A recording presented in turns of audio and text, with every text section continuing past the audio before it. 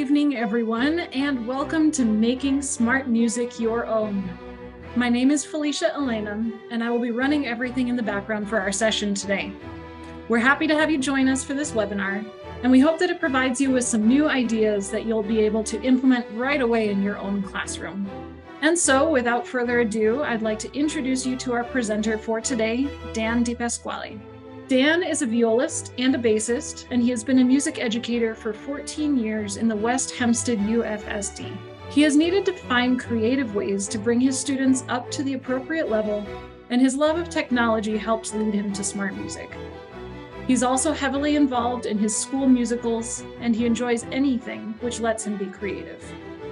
Dan, thank you so much for being with us today. The floor is yours. Hello, everyone, and thank you so much for coming. I really appreciate it.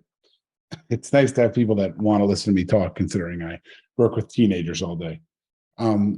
So really simply, this is just a presentation on the ways that I use smart music that I find to be unique, and I don't necessarily think were intended by the people that make music when they created this wonderful program with smart music. My program is unique in itself, and I've had to come up with these unique ways, and they've kind of evolved. So I just wanted to share them with you, and I'm hoping you can then evolve them in your own way, and maybe they become part of the way that smart music is used. So Felicia gave you a quick little rundown. It's very simple. I'm an orchestra teacher that's been teaching in the same district for about 15 years now. I've been using smart music for 10 years. Just about 2012 is when I really started to get it off the ground. And I've been using it in a middle school and high school level. Just some things that I think you should know as I'm explaining that kind of will give you a little bit better insight into why I do what I do and where I'm at. I look at our ensembles and teaching these ensembles and these music classes as an opportunity for our students to grow and take ownership and become their own musicians. I want them to take that with them into the real world and continue to be musicians past just playing in my class.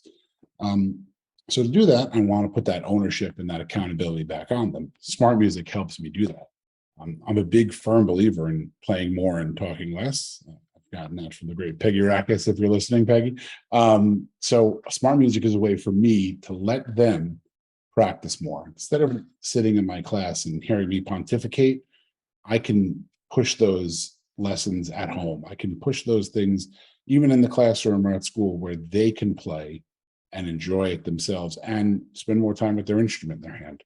I think we all know that not every student is going to pick up the lesson you're giving them at that moment in an ensemble. The rest of the ensemble sometimes passes them by and what they're able to do. I look at smart music as a way for those students to catch up. And maybe I will focus more on those students that need that little bit of extra. And smart music, again, is a way for me to help them build that confidence to not feel passed by and feel like the ones who are struggling. I do not design my class around smart music. I know there are those that, it is the end all be all of their program. I use it as a resource or a tool, an add-in. And I think it works best for me for that. And you should use it best for you. I'm excited to see how you may evolve some of the things I share. So these are the four main ways that I use smart music. I won't insult you by reading them to you, but I'll go through them in the next couple sections. So probably the main way I use smart music as a method of learning the music. My students, we work pretty much concert to concert. We obviously work on musicality and becoming musicians, but we spend most of our time trying to learn pieces for our next performance, whether it be a concert or an event or something along those lines. Time, just like probably all of you, for me, is limited. I get very little rehearsal time with many of them. I get very little time to one-on-one and lesson time to really know where they are. So for me, I can kind of check off that a section is done or worked on or up to snuff by assigning it as an assignment. So what I'll tend to do is play a piece, work on, let's say, section 20 of the piece I'm working on with my group. And I know it's good, maybe it's 70, 80% there. but I'm going to keep working through the piece rather than focusing on it for days and days and dragging on it. I've already taught all of the skills I want them to know about it, but I'm going to keep moving. And I may not come back to it for a while, but what I'll do is I will assign a complementary, supplementary assignment that's based on just that section. Maybe it's not in SmartMusic and I have to enter it in Finale and put just that section up. Maybe it's one of the harder parts. So something like that, I can now not worry. I know my students are going to be motivated to practice it. They will submit that assignment, and their best version of it, hopefully. And that kind of takes it off my mind that I have to spend more class time on it. They're teaching themselves the music. They're also giving me an assessment of themselves, a formative assessment that I can listen to at my leisure. And I don't have to listen to every student. We all know the students that we want to check out. So I'll check out those first couple students that I want to hear and see how they're doing. And it is nice to give them this, I consider it a low stress kind of assessment. I don't typically go by the grade or SmartMusic assessment. I'll go by my listening. I kind of lean towards a pass fail kind of completion, non-completion grading situation. I love to say to them, submit it and you'll get 100. And the students that will spend, we're all teachers, we know maybe a couple of minutes on it and submit it really quick. I can address that with them. And we probably know which students might do that. And we take listenings or random listenings and I can address it with them. But I find that not making it a stressful thing that they feel they have to turn in right away and get 100 on and spend hours crying at the computer is much more inviting. And then therefore they're going to turn in their best work because they want me to hear it. Another big buzzword nowadays is the flipping the classroom model. I flip my ensemble, and this is something that I can't say I do every day. It's something I'm working on and including more and more, but it's something that I've seen success with, and it really is awesome. The main idea is that your students prep themselves before they come to your ensemble. That's what we all do as professional musicians. We know now, come to rehearsal with the music. Maybe your students are, doing this already, where they come to the rehearsal knowing the music ahead of time, and I'm jealous of you. Mine, it's typically we're learning to read it and sight read through it on the spot. That takes up a ton of rehearsal time. And just for some clarity for you, my high school group plays at about a level 3, 4, and they're kind of middle school leveled in their skills. My middle school group that I teach, 7 to 12, is my position. They're about a 5th, 6th grade at, depending on where they are. So when I'm talking today, you may hear me referring to things that you're surprised to hear my group doesn't do with their age group. That's just how they particularly are. So keep that in mind. But getting back to it, what I'll do is save as much rehearsal time as I can to spend it on things like musicality and developing them as musicians and having fun and not being stressed. So I will create a video explaining, let's say it's a section. I'll use the piece I'm using in my middle school right now. We're working on Burst by Brian Balmages, one of my favorites. If I wanted to explain the intro rhythm and just have them clap it, I can create a video, use my screen share, write on it if you use Screencastify or one of those, and explain the rhythm, clap through, play through, whatever it is I want them to see. It's a video of me teaching them. Then I assign that on Google Classroom. They all watch it, and I assign a complimentary SmartMusic assessment with it. Now, it can be an exercise. Typically, what I would do is I'll use straight, the piece. If I was working on the beginning of Burst, I'll assign that beginning of Burst to be submitted to me. Again, low stress. I'm not trying to scare them into working too hard where they hate the program. But these little assessments, they now know that. I don't have to spend class time going over that rhythm in the beginning of the piece. That first rehearsal where we go over the piece, we go to play it together, it's pretty much known. For the most part, most of them are going to do their work. They're going to submit that assignment beforehand. If I see that most of them haven't submitted it, I may not address that part yet. I may say, hey, I've noticed, the due date passed and a lot of you didn't. We can come back to it, and I can kind of light that fire under them. But I love that I can let them learn at their own speed, their own tempo, and more so, I can spend time in class talking about the things that I want to talk about. You build up a library by doing this. So once you work on that piece, you now have that video. You have those sections, you have those smart music assignments.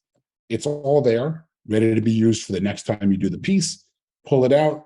You have a curriculum already created and saved. So it's really changing my classroom, but it is a lot. You have to keep in mind that it could take a lot of time, but it's worth it. There are a lot of benefits. You could share it with your administrators and parents so they can kind of see what you're doing and justifying it. I think that whenever I show one of those videos to my director, they're always more amazed than watching me in class. It is a real connector. And this all came out of the pandemic for me. We didn't have instruments. My students couldn't bring their instruments home. I wanted to keep them, musically connected and still learning. So what we did is we used the percussive mode and the assignments that are built into SmartMusic. I created some, I wrote some in. It really was a huge game changer for me, because when we did come back to school in September, my students were not 5 or 6 months removed or whatever it was. They were still engaged musically versus the other ensembles. I'm incredibly proud of that period of time. Some tips if you do want to use a flipped classroom: less is more. Do not do this every night and expect them to be able to do it. Don't expect that they're going to be able to play full sections every night. It could be a measure. I'm not talking about going crazy. Do a small measure. Do a small clapping assignment. Get scales out of the way. If you're teaching scales and you want to create that video, do a whole scale unit of videos and have that as a reference for them. Put it on your private YouTube. They can now watch, go back to it whenever they want, but don't go crazy and assign all of the scales or multiple assignments that will take too much of their time. Keep it light. You want to invite them in, not draw them away. Push them. I tend not to worry about the score, as you're picking up probably from me. I don't use the assessment feature as much, but I do love to look at how much time they spent. It's a great justifier when you say to a student, it doesn't sound like we're practicing this that much, or I'm noticing that you're spending 45 minutes on this. You really must be trying. And sometimes the results are not always there for that student, but I'm able to reward them and make them feel like what they're doing is going to pay off, as we all know it will.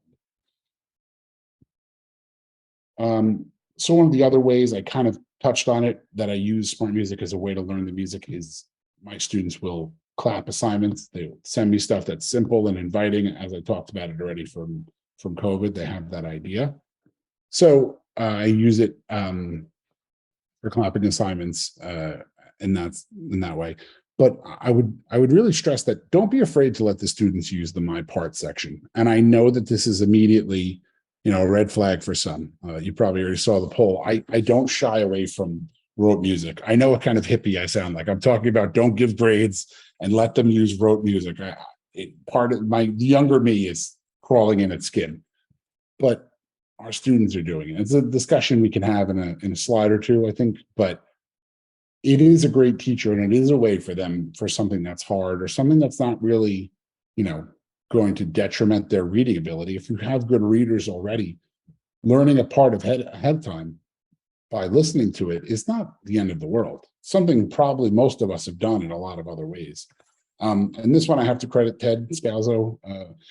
I got this from him years ago, that when you assign something, you don't have to have them play or clap at all. If it's something that you're introducing, have them listen to the phrases and talk over the recording. Point out where something starts, where their entrance was supposed to be. What do they notice in the dynamics? It doesn't have to be all about playing in the way that SmartMusic is intending for you to be assessed. You can be creative. Think outside the box here. So the obvious argument, as you saw the poll, do you think it's right that we let them learn by rote?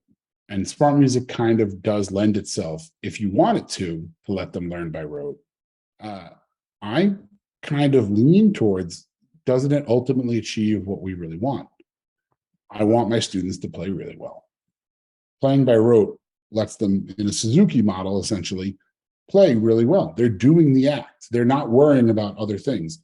But I make sure personally that I still address that reading aspect. My students do sight reading units from January all the way through June. I'm a huge pusher of rhythm. So I'm not telling you to get away from that. I'm not telling you to abandon the idea of reading music. It's kind of the most useful thing for their brain that we do in music. But at the end of the day, we're hoping that they become good musicians. And I think ultimately they're doing it whether you want them to or not. We all know they're listening around them. They can go on J.W. Pepper. They can go on YouTube nowadays and be taught the song by someone. So there's no reason why you have to be so anti, using your ear and developing a good ear, which I think a good musician should have. That's just my take on it. One of the other big ways I use SmartMusic is to encourage them and excite them. One of the biggest ways I've incorporated SmartMusic into a practice that I was already doing is I let my students pick their concert music. And when I say I let them pick their concert music, I kind of give them a pre-selected big list of songs that I find acceptable. Do I take their suggestions? Absolutely. There's nothing more fun than when a kid actually suggests a piece that's playable and you all connect over it. That's awesome. However, I give them a nice big list. I create a Google form. I let them sit in groups early in the year. They all spread out all across the room and listen to it.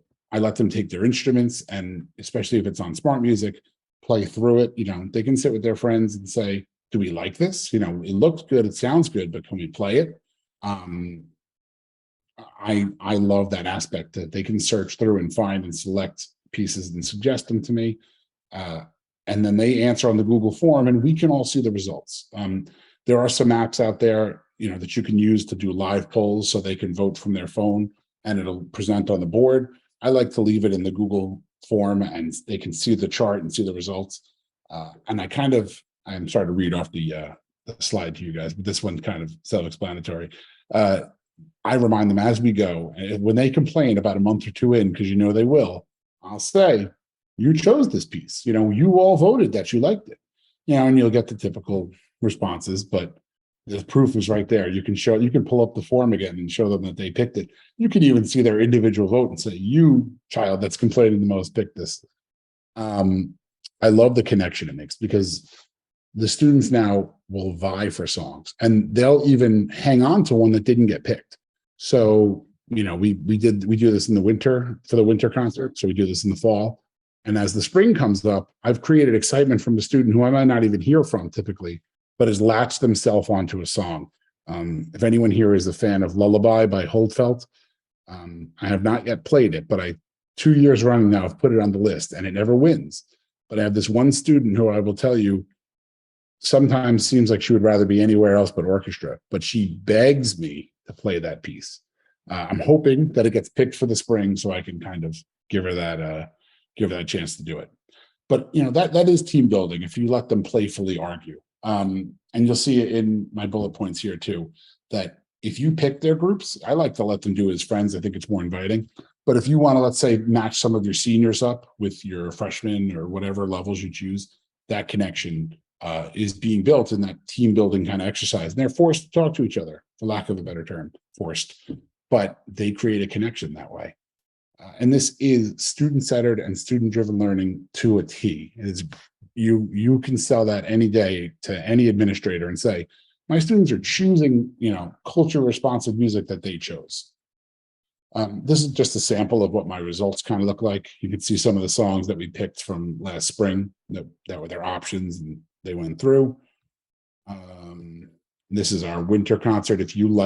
I'm a data guy. I love a good spreadsheet for some reason, and I'm a musician. I don't know how it happened, but you have that spreadsheet right there. You can show it and you can save it for next year and say, what were the songs that were really popular? And you'll find many times that they're not popular the second year for some reason. Maybe it's because they heard them already, but you have that list of what are my students like? What is this, this school tend to lean towards as far as the style? And it's worked out great for me. One of the next ways I use SmartMusic, because I kind of use it as a tool in the beginning of the year to get them used to it as a scavenger hunt. and another team building tool. So I don't know about you, but my students rent instruments from us. That means I have to go into an instrument closet with one or two of them at a time, find the right size, hand it to them, try it out, make sure it's ready to go. And that leaves me from being in my room with the other students. And I hate just kind of giving them nothing to do. Early in the year, that's a great opportunity for them to connect with people they don't know, or even they do know. But I will let them create teams, or I'll pick teams for them, and I'll give them a list of things that I want them to look for in the program. It can be as simple as find me 3 gavots. It could find me, 2 songs that start with T-O. Find me, 3 D scales. And what I've done lately is I have them take a picture with their phone, save it all together, and the first team to complete it posts those pictures on Google Classroom, or shows me whatever is easiest for you, and then I can give them a little award. But it's a competition. They love competition. It works out great, and it does occupy them. And the best part that's hidden in there is they become familiar with the program. They're searching around in areas that, unless they're, when they open up SmartMusic, usually they just look at your assignment and close it. Now they're searching around, looking at features they may not realize were there, looking into songs that they may not realize. I love that. And that brings me to my next point, that I try to encourage them to search as much as possible. Get them in that search bar to just find stuff.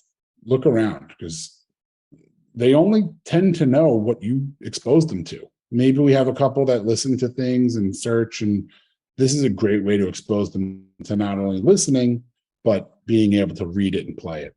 And the way they fight for a piece that they found, I love that. That is, again, proving my point of ownership. I will try my best for a song that a student picks, especially if it's one of my really, lack of a better term, nerdy kids that loves orchestra. I will try to play as much of that piece as I can. And it is not, I try not to be concert to concert. If it means we're just going to play the main theme, or, I'll give you an example. My middle schoolers love Farandole. If it means that we're just going to play Farandole, then we'll do Farandole. We'll just do the melody a couple times because it repeats, over and over. We're not going to do it for the concert because I'll tell them it's beneath them, or, whatever their abilities. But whatever it is, we only have to do a piece of it. We don't have to spend a whole semester on it. So don't be locked in that you can't try stuff. Try new things with your class. If you have the print subscriptions, you could print it out.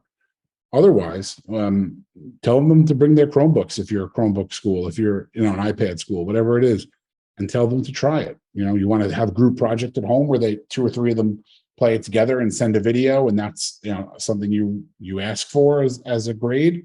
Do it. I'm sure they'll actually love it, and you don't have to put a lot of stress on it. These are just some of the games that I either do, or, to be completely honest, want to do. Can't say I do them all, but these are some of the things that I think you can incorporate into your SmartMusic usage. I definitely use this one, the speed test. I will have my class do, let's say, a small section or a scale, and I will play it at a tempo. And if you do this with your middle school, high schoolers kind of get into it, but that visual aspect of being able to increase the BPM and it feels faster and faster, they love it. But what are they doing? They're actually practicing. They're playing the scale even faster. This works great for slurring for my orchestra people, probably similar for band. If you're learning, my middle schoolers tend to learn slurring by 2 and 4 first in about 7th grade. And this is how a lot of times how I'll do it. Once they get comfortable, I will just increase that speed over and over, and they love it. And they always want to go as fast as possible. And we have fun. It doesn't go well as fast as possible, but we get a good laugh out of it. Using the tuner, and I'm going to get more into this later in the presentation, but the tuner for me is something that I use pretty much daily, but having a game based around it teaches intonation, teaches pitch. I love singing with my orchestra, and this is a way to kind of encourage it. Having them just make noises and try to match the pitch is great. You can give out awards if you're that type of teacher. I'm not so good with awards, but little rewards and things like that. But whatever works for you. I was even thinking kazoos. If you had a kazoo and you wanted to, have them learn to match pitch and have that idea of making something sharper or flatter, it's a great way to do it.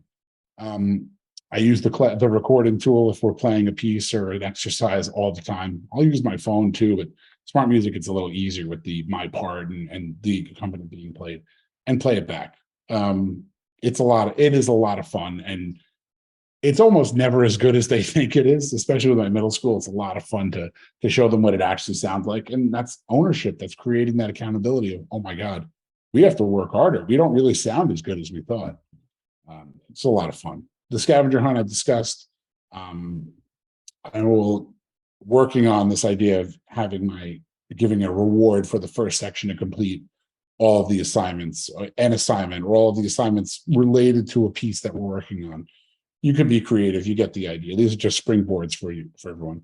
And awards. You can give out awards for the most completed assignments.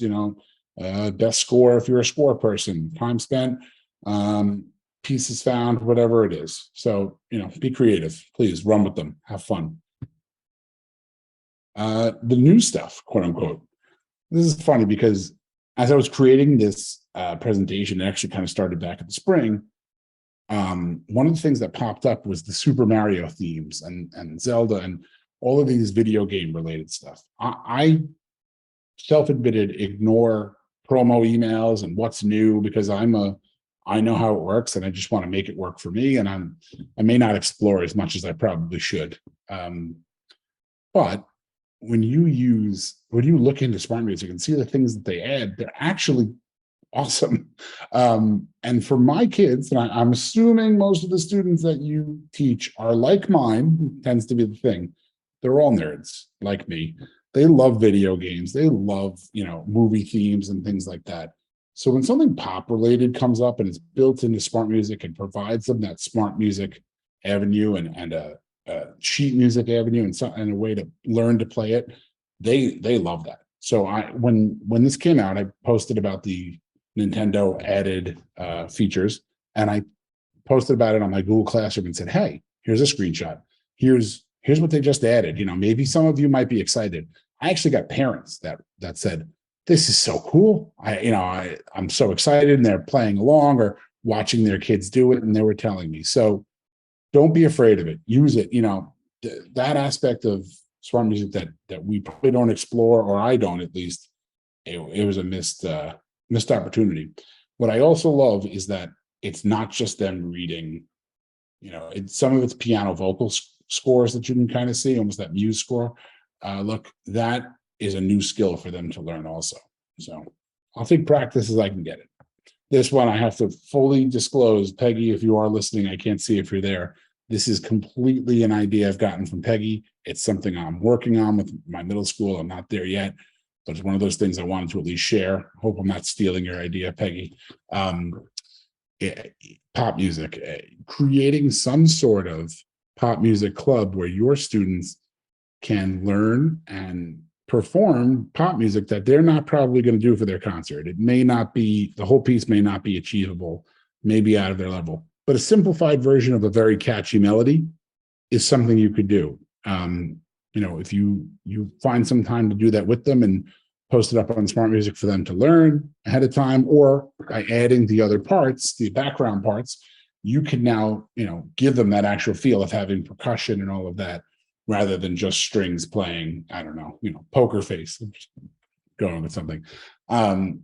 That's a much more connecting experience. So I would throw that out there to you to try to do something like that. And if you are a Finale user like me, I probably use Finale more than I use SmartMusic. I love Finale.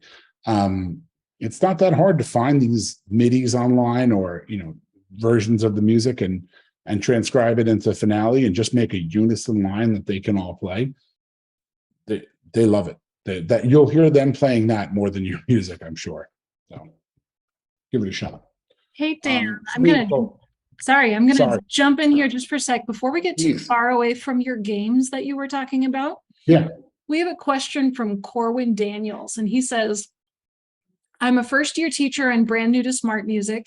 I'm poking around as we go, and I've found the tuner, but I can't seem to find the tempo challenge he was suggesting or the recording tool. So I'm wondering if you can maybe show the recording, how you use the recording in your classroom and talk about your tempo challenge." Sure.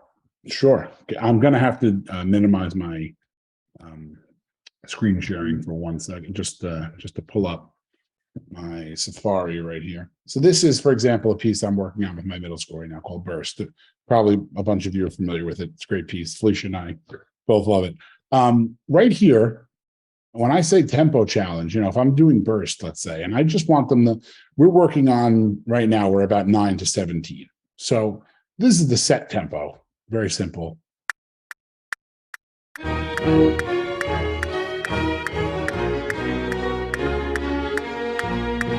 We're probably starting it together in class. I'm trying to remember, about 110, somewhere in that range. That's where we're rehearsing it. So this, for example, and I'm going to get into this when I get into the, I will start them at that tempo and speed it up. If I'm doing scales, like I was talking about using slurs per se, I will either write my own or use the scales that are built into SmartMusic. You can go down into, hold on, this new side banner is a learning experience for me. So you can go into the exercises and find scales. And, if whatever it is, if you're using the 1 octave, the 2 octave, whatever works for your class, I'm just going to make it simple right now. Let's do 1 octave up. And this is eighth notes. It's not exactly what I'm talking about, but if you create them and you enter them on Finale, which is very easy to do, and make it an XML, you can do it in the compose section. This is where I'll start my student. Say.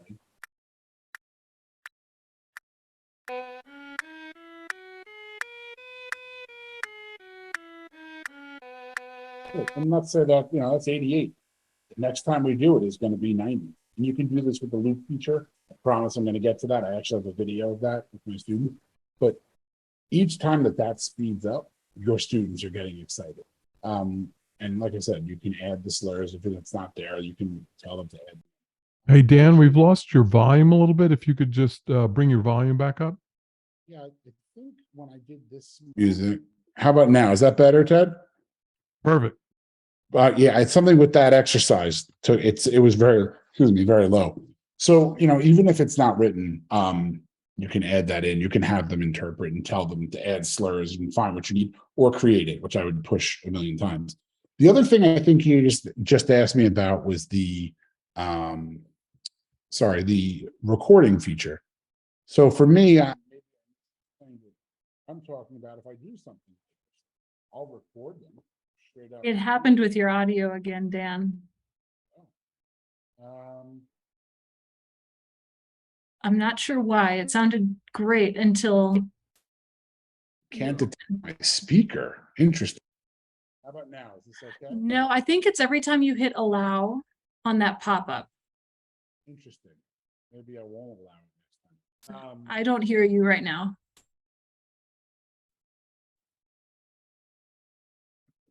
How about now? Now I hear you. Mm-hmm. Okay, that's interesting. I'm sorry, guys. Try one more time and maybe I won't allow it. Yeah, try that. Don't allow. How about now? Can you hear me? Yeah, you sound great. That fixed it. Thank you. Okay, weird. All right, so really simply what I will do is, for example, something like this, and I will record them playing either the piece or whatever. It's great when you get to the end of the piece and you can play it and you're rehearsing for the concert. But just simply this recording feature of setting up a microphone, either from your laptop, from your desktop computer. I use a document camera. It doesn't have to be fancy. Something that they can hear. If you want to get really into it, go for it. But this recording feature will record them playing it and then play it back right in there. And then I can save it. I actually did the other day. I don't have that one on hand. But when you're done, you can save that recording and send it, keep a folder of it, show them in a month where they've come. Something I'm going to get to. Felicia, did I answer the question? I'm sorry if I think you did, and if not, Corwin, feel free to put more questions in if you have them. Thank you. Cool. Cool. All right. So I can move forward, jump back to this, right? Sorry. How about now? Yep. Good to go? That looks good. Okay, hear me and everything? Awesome. So where was I? So I do use it. It creates data. Like I did say before, I'm not that far off from being a data kind of guy. I love it. I love having a number adjusted to stuff. It's not so subjective. So I don't know about your districts, but every once in a while they're trying to get data or proof of improvement from us and things like that.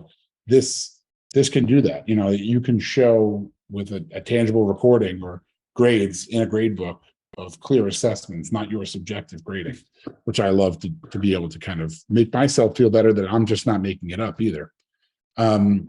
We do student learning objectives every once in a while. Every couple of years, they seem to come back and baselines. So you can, from day one, have your students record themselves playing a piece. That can be your first assignment.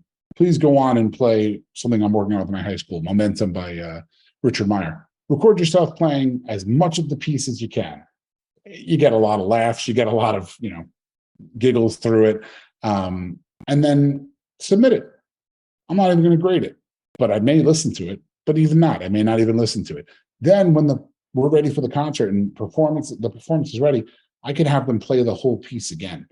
And now they can themselves compare it. I can compare it if I want to talk to them, or as a class, we can do that same thing. Play as a class, play at the end, compare those two recordings. It really brings things home. And it's a great unifier for your ensemble. We all know it's a great practice log, shows when your kids are signing in how much time they use, and then you can share all that with your parents.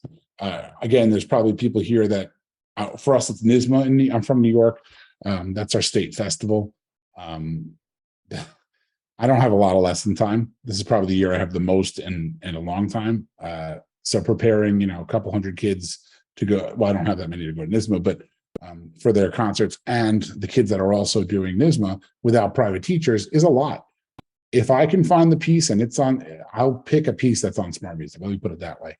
I'll aim to pick something on SmartMusic, or I'll add it myself, and having them be able to practice it as well. With that, saves me a lot of trouble. And the piano company helps them so much. If you don't know about the fact that for violinists, the Hilary Hahn recordings, the Suzuki books, I believe some of the band instruments, Ted, we were talking about some of the trumpet books, Suzuki also using those books and hearing those beautiful recordings. That's a great model for your students. I just want to touch on one more thing before I move on from that slide. You can see a solo before you tell your student to buy it. That I love, because a pepper is only so small. You can't necessarily play along with it or feel it. You could listen to it, which is hard to find some stuff. Access to all of those Suzuki books for me is huge. I don't have to tell the student to buy a piece and then regretfully realize they're not right for it. We can buy it at the last minute instead, rather than photocopying and breaking the law. So this is one of the things I, again, have not myself done. It is in my plan. It's my idea. I've been talking about it forever, and I really want to do it, but I have not started it yet. Maybe this will be the year. But if you teach elementary and you are aligned with your high school program, this is something maybe you could start doing as a whole department. Get together with them and consider doing a skills or a growth portfolio. From day one, from the day they meet you, have them hold that instrument, whenever you're ready, whatever it is, and as the year goes on, these quick little recordings, videos, audio recordings, SmartMusic assignments, as you're using them, it's so easy to have them play an assignment and save it. All of that, put it together and show them their growth. And then when they're seniors, have them watch it back. Have a day where you take the auditorium and pull down the screen and laugh with each other at, oh my God, that's who I was. That's me in middle school. Look at me playing, and share those things. And sharing a SmartMusic assignment, I think you all know, can be hilarious sometimes, and the things that get said or what happens to them. But keeping this all together and showing those to the kids has been I don't do the skills profile, but I definitely show, a funny SmartMusic assignment, and it's a good laugh. It's a good program unifier. So one of the biggest ways I do use it is also as a rehearsal tool. And it kind of answers that question a little more that I was asked before. One of the biggest benefits that I see is that I am not tied to being the conductor. And I did not get into this profession to be a conductor. I got into be a teacher, and also to share my love of music and connect with other musicians like my students and watch them grow. That is the best part, for me at least. By having the music being played and having a metronome built into it, and all of that readily available for my students to basically follow, I can focus on them. I am not a multitasker. So when I'm conducting, reading a score, making sure that dynamics and things are happening, I'm not as focused on their technique, which my students need. I'm not as focused on, who's struggling and what it is. That takes up my bandwidth. So what I do is I can press play, walk to the back of the room, set it to the tempo that works best, walk around as they're playing, sit in next to them, which I love to do. And I'm going to get into that a little more, and create a connection with a student as I sit next to them, and become part of the ensemble. That has changed my teaching drastically. In my middle school, especially, I'm sure people encounter something similar. My instrumentation is insane. I'll have a whole class of second violins and one viola, or maybe one cello, or one bass player who's really not anywhere near the level of the violin players. That makes my life really hard. We all know, and I care about those students. I don't want that bass player struggling. I don't want that one viola to feel alone. But I also need to teach that huge section of second violins all those same things, and they're never hearing parts. Let's say it's the melody of the first violins. I can play along, but that now takes me away from being able to talk as well, focus and look at them, walk around the room. I tend to fall a lot. So what I do is I'll play a piece like Burst, and I'll open the cello part, and I will just play that as we play. It's keeping us in time. It's providing a cursor. It's providing a metronome. It is filling in for my weaker sections, and I use it as a classroom tool. I wouldn't say daily, but I would say just about every other day at least. Love it. I love it. I love it. I love it. I can't say enough about what that does. And if you have that one viola player, let's say, they now hear someone playing. If you put on my part and just play the viola part, they now hear someone else backing them up. And I can sit with the seconds. I can now play the first violin part, whatever it is. That adds another teacher or another confident player in the room, essentially. I had mentioned this already. But one of my go-to examples for whenever I'm observed is I will have the students play at the beginning of the period, create a bass line, keep playing, record it, and then as we go through the class, keep listening back to what the changes they're making. Have them self-assess, have them direct the learning. All of those are great check marks for when you're being observed. And SmartMusic does that because it's built into the program, and they can hear what it should be, the recording feature that's built in. I love that it's a visual. I love to be able to point to the board. I love to be able to draw underneath it. And they can see the cursor move along, and I can point to a dynamic rather than kind of saying measure 9, everybody look. It's a lot more, it's a lot clearer. And I tell the story. I have a student, not currently, that had one eye and was impaired in the other. For me to make her enlarge copies of everything, she was turning pages every couple measures. I basically used SmartMusic as her sheet music, and I put her this close to the screen, my whiteboard, and she could move her head as she needed. And she thanked me all the time for it. And she preferred that. She did not want sheet music. She could watch, and it gave her the cursor, which helped her move along and follow. So if you do have vision impaired students, it works out great for that. And I touched on this earlier. I don't want to just stand there and conduct. I don't think you're a part of the ensemble then. I would like to not just be the leader. I'd like to be just like them, part of the ensemble, and show them that I have ownership and accountability in what we do, not just as the guy waving his arms. And I'm sure I'm not reinventing the wheel here by saying, if you sit down next to your students in an ensemble, I'm sure many of you do this already, that's a connection right there. Some of them, they get incredibly nervous and they don't want you there. But, sit next to your best player. Great. It's a lot of fun. You probably will laugh at each other's mistakes or joke around with each other, or, benefit from being next to each other. Or Sit next to your worst students, or sit in the back behind them. And they're probably nervous, but they're also hearing you. They're hearing you play and getting that confidence. You also hear the room very differently from the back or other sections that you don't hear from the front. I love it. SmartMusic allows me to keep the music running up in the front, and I can do that. Great. I need a remote control. That's what I need to get somehow figure out to remote control from the back of the room, because me running to the front or having a student do it is not as easy, but it works. I'm getting there. So I mentioned the tuner. I project it on the board. I have a short little video for you really quick. I will use the drone all the time. Ted, you can correct me if you want. I think it's a sawtooth wave. What I notice is that it is incredibly easy to tell when you're out of tune when you use the drone feature. I can't use my cursor right now, but you see that A over on the left there. Press that play button, and I can open up the app in a second, and it'll play that A. If I'm playing an A scale, if I'm playing a D, that reference pitch, I will let it run through the scale, and it kind of centers them back. It's a lot of fun. Like I said, singing into it, using the kazoos.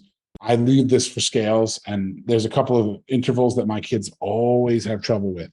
So I'll stop them every time and say, let me hear F sharp to G. Let me hear that half step. And it's visual. It's for that. I'm a visual person, so watching it is great. And if you have 5 students in a section, don't be afraid to have one at a time play the interval next. And then everybody kind of sees. Yes, it could be embarrassing, but they kind of see, and you can guide them rather than on a little chord tuner. This is the video. Please don't judge me. It's my middle school. It's a rough start to the year. 1, 2, 3, and let's hold the G. Keep holding.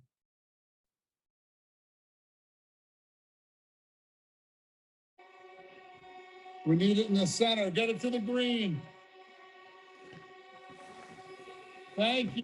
So what you saw is my class working on intonation. Now, please be aware that, if one student is out, it's going to change that intonation, but it does add that visual aspect for them that they can kind of see and get the idea, we're generally flat, and I can give the eyeballs or kind of look at people or give them the sense that, hey, I can tell it's you, or I can see your fingers.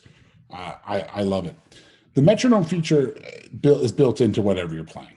One of the things I wish we had the option of that I don't know about it is that you can't just use it like the tuner. I would love to have a separate metronome outside of playing a piece, but for me, and especially at the high school level with the time change or retardando, if you're trying to run a regular metronome outside of SmartMusic, you have to pretty much run, stop the metronome, conduct the slowdown, then restart it and hope that you're getting it back on one. For me, it's always been disastrous. The fact that it is built in to match with the piece, and SmartMusic will follow along, giving you the cursor, which is the visual aspect, using it for your warm-ups. That to me is worth its weight in gold. I love the metronome feature. I will click that thing as loud as I can. I use the subdivisions often. And I'll give you another quick demo of the loop function, as I was mentioning before, when I do the speed test. For us, we're playing burst. Let's see if it doesn't work. Let's see if it works. Now I'm realizing you probably won't hear the sound, but what I'll do is set up a loop.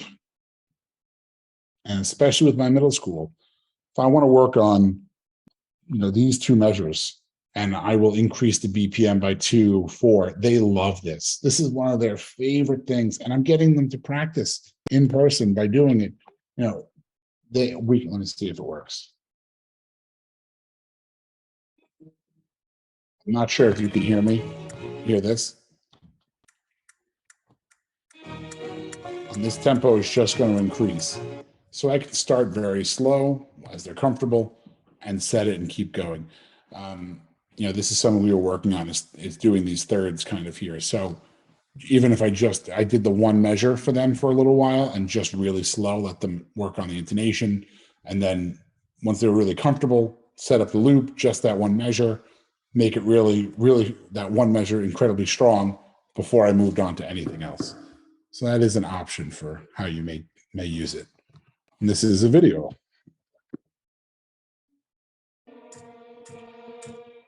Try again. 116.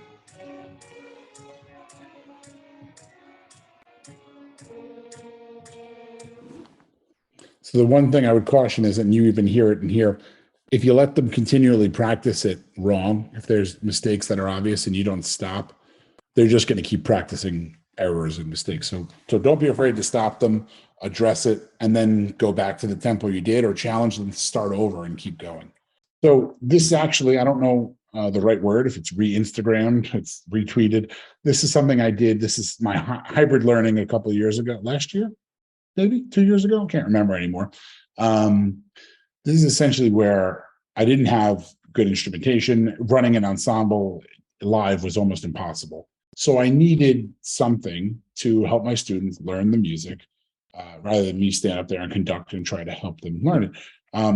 So what I did is I had them all bring their Chromebooks to class and bring headphones. It was part of the requirement. I supplied the 1 or 2 extra headphones over the ear only that I had to share with them.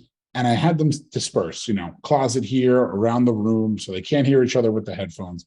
And they got to sit and learn those parts.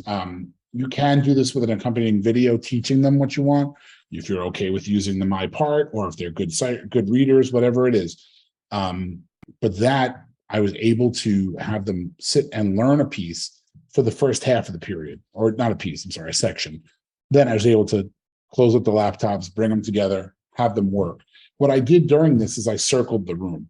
So I knew the people I wanted to see, and I heard the people that were struggling, and I spent time with them, and I gave them a quick little mini lesson and said, hey, try this, without embarrassing them, because everyone else was focused on their work.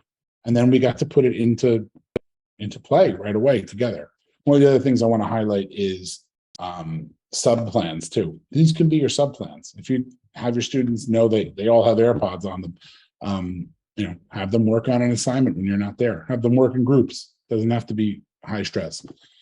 One of the biggest ways I use SmartMusic right now currently is I create worksheets. So it's another one of those things that once you create it, you'll have that copy forever, but it's worth it. So for momentum, let's say I'm working with my high school group.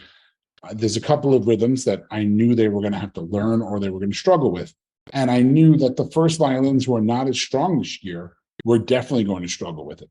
So what I did is took their part and wrote it out for everyone. I do this with most of our songs. I'll do it with the cello part. Rather than everyone sitting there bored, not engaged, everyone's playing that first violin part. They're learning it with them.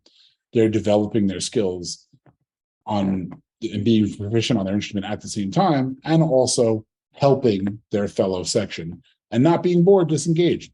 I will put it on SmartMusic on the board. I don't have to make copies. I can send it ahead of time so everyone learns it, and then we can rehearse it before in class together. But these worksheets, once you build them into SmartMusic, you build up this nice little library that you can use over and over. And it's awesome. Again, saves you that trouble of disconnecting your best students while you work with your least strongest, from being bored. And I didn't mention, but there's a compose tool built into SmartMusic. If you could use that, or I tend to use Finale. I wanted to say thank you, Dan, for presenting for us today. It's always interesting to me as a teacher, and we were talking about percussion earlier, to see how different teachers use this program. It's used but differently by so many different people, and everyone knows about the assessment and the red and the green notes, but I think you have a lot of insight that I wish I had known about when I was teaching. So thank you, Dan, for presenting today. For our audience, thank you all for joining us tonight. We know that you are busy in your teaching lives, and we appreciate you giving us your time. And we hope that we will see you at our next webinar. Again, feel free to reach out if you have questions, and have a good night. Thank you. Thanks for the opportunity, everyone.